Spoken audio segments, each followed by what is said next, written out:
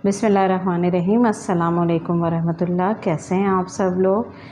एक बहुत खूबसूरत किताब के साथ सुरख़ाब मुमताज़ कलमकारों फ़नकारों की रंग रंग दास्तानें तज़किरे खाके किस्से।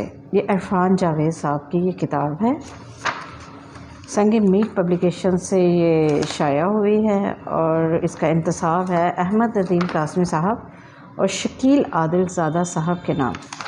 इसका कोई पेश लफ्ज़ वगैरह कुछ ख़ास नहीं है। इसमें 12 यानी कि मज़ामीन हैं जिसमें तज़किरे हैं, खाके हैं, किस्से हैं। ये किताब मैंने क्यों ख़रीदी? ये इरफ़ान जावेद साहब की किताब है। मैं इनके बारे में कुछ ज़्यादा जानती नहीं थी। ये अभी आप देख रही हूँ, पढ़ रही हूँ कि ये लाहौर में पैदा हुए, जीसी में और इंजीनियरिंग यूनिवर्सिटी और यानी कि सारा इनका वो मैं पढ़ रही हूँ। लेकिन ये मुझे इस किताब के बारे में मैंने जावेद चौधरी साहब के एक कॉलम में पढ़ा था कि ये बहुत खूबसूरत किताब है। लेकिन आप यकीन करें, ये किताब पढ़ के मैं मायूस तो नहीं हुई, लेकिन ये इंतहाई उदास कर देने वाली किताब है। ख़ास तौर पर जो परवीन शाकिर के बारे में इनका वो जो है ना पारो, यकीन करें कि बस बहुत ही दिल उदास हो जाता है उनका पढ़ के उनके बारे में। और बहुत सारी ऐसी बातों का मुझे पता चला जो मुझे उनके बारे में बिल्कुल भी नहीं पता था, हालांकि मैं उनकी शायरी को बहुत पसंद करती थी। ओरिएंटल कॉलेज में हमें बहुत सारे राइटर्स के मुतल्लिक़ हमारे टीचर्स भी बताते रहते थे, ख्वाजा ज़करिया साहब ख़ास तौर पे।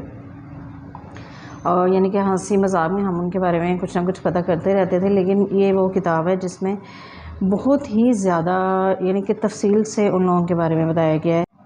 और इसमें ये जॉन एलिया के बारे में जो लिखा गया है ना, वो मज़मून भी बहुत ज़्यादा यानी कि पढ़ने के काबिल है। मंटू साहब का आप यकीन करें, आजकल का ना मैं देख रही हूँ कि जॉन एलिया साहब के ना बहुत ज़्यादा वो उनकी किताबें वगैरह छप रही हैं, उनके किताबों को इकट्ठा करके एक मजमूआ छापा जा रहा है। और आप ये देखें कि इन शायरों की और इन जो मुसन्निफ़ीन हैं उनकी अपनी ज़िंदगी में कोई उनको ना मुआवज़ा ज़्यादा मिलता है, और उनकी हालत देखें कि वो बेचारे अपने इलाज भी नहीं करवा सकते, और उनकी फैमिलीज़ इतना ज़्यादा मुश्किलात में यानी कि सर्वाइव करती हैं। उस वक्त उन्हें कोई नहीं पूछ रहा होता है ना, और जब वो मर जाते हैं ना तो सब उनके बारे में प्रोग्राम करते हैं और उनकी किताबें छपवाते हैं और उनको उनकी वाह वाह करते हैं। ये हमारा इतना बुरा रवैया है ना पाकिस्तान में, इंतहाई मुनाफिक है ना, और इतना बुरा रवैया है ना कि ये देखेंगे बड़ा ज़बरदस्त है। ये मेरा ख्याल है जॉन साहब का ही है। मतवसत तबके में आदमी को पैदा ही नहीं होना चाहिए। इससे मिन्नत की कि जॉन शायरी करते रहो, क्योंकि वो तो शायरी के लिए पैदा हुए थे। बस बेचारे से शायरी करवाई, लेकिन उसको ना माली तौर पे इंतहाई मुश्किलात का सामना करना पड़ा। और अब मैं हैरान हूँ उन लोगों पे जो इनकी अब जो मजमूए छाप रहे हैं, तो वो कम से कम उसके वो जो पैसे हैं वो उनकी फैमिली को ही जाके दे दें, लेकिन नहीं देंगे। मुझे पता है कई तो हमारे ऐसे पब्लिशर्स हैं वो उन्हीं के मजमूए छापते हैं जो कि जिनकी यानी कि वफ़ात हो चुकी होती है ना, ताकि हमें उनको कुछ देना ही ना पड़े ना। इसमें अमजद इस्लाम अमजद के बारे में बहुत अच्छा है। इसमें गुलजार साहब के बारे में बहुत ज़्यादा अच्छा लिखा हुआ है। और फिर अच्छा एक बात भी और बड़ी दिलचस्प है कि इनमें से बहुत सारे जो लोग हैं ना, उनको ना अहमद नदीम कासमी साहब ने प्रमोट किया, जिसमें मैं बड़ी हैरान हुई हूँ। अहमद नदीम कासमी की बेटी नाहिद कासमी साहिबा जो थी, वो हमारे समनाबाद कॉलेज में लेक्चरर थी उर्दू की। मैंने उनसे पढ़ा तो नहीं, लेकिन मेरा उनसे एक दो मरतबा ना एक बात के ऊपर मैंने उनसे यानी कि मिली थी, तो उनका रवैया इस कदर मुतकब्बिराना और इतनी उनके अंदर वो थी ना कि एटीट्यूड जिसे कहते हैं कि मैं आपको बता नहीं सकती। और अहमद नदीम कासमी की इतनी यहाँ पे तारीफ़ें हैं, पता नहीं क्या कह सकते हैं। मेरी किस्मत मेरी किस्मत ही नहीं सही होगी। और ये देखें नूरुल हुदा शाह के बारे में, बानो कुसिया, सारे आपके जो फेवरेट जो है ना शायर और अदीब, उनके वो भली बातें लिखी गई हैं कि जो शायद किसी को ज़्यादा पता नहीं होंगी। लेकिन मैं फिर भी ये किताब पढ़ के बहुत उदास हुई हूँ, क्योंकि किसी की भी स्टोरी कोई इतनी अच्छी नहीं थी ना। तो परवीन शाकिर की तो ख़ास तौर पे ना बहुत ही ज़्यादा दिल को उदास करने वाली।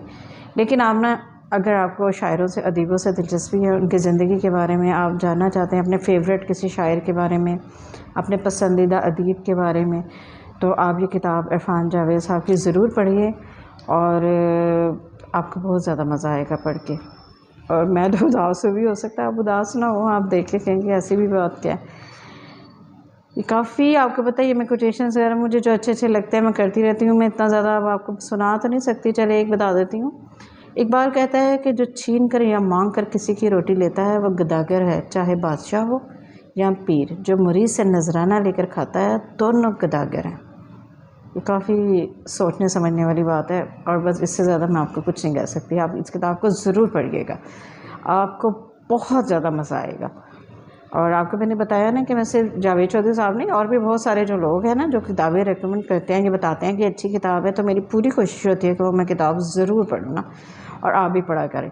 और बिल्कुल मुतस्सबाना अपने दिमाग को, अपनी सोच को निकाल के किताब को किताब की सूरत में पढ़ें से, और उसके बाद ख़ुद फैसला करें कि क्या सही है और क्या गलत होता है। इजाज़त दीजिए, चैनल को सब्सक्राइब कर दें अगर आपका दिल चाहे तो अच्छी किताबों के बारे में जानने के लिए, तो मेरे चैनल को ज़रूर सब्सक्राइब करें, वीडियोस को लाइक और शेयर भी कर दें, और सुरख़ाब को ज़रूर पढ़िएगा। इजाज़त दीजिए, अल्लाह हाफ़िज़।